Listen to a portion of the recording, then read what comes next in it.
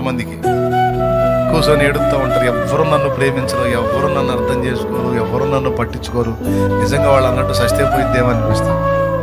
కానీ ఇక్కడ దేవుడు మాట్లాడుతున్నాడు, పిచ్చిమోగందానా, వాళ్ళు ఆ మాట అంటే నిజంగా సస్తావా?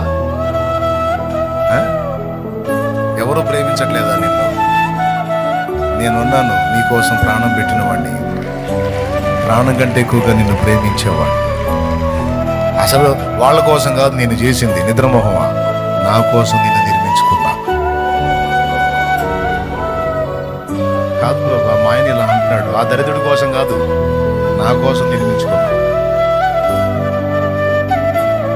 నా భార్య నన్ను ఇలా అంది ప్రభా, సావరా సావు అంది ప్రభా, అరే అంటే అంది ప్రభా, సావమంది ప్రభు.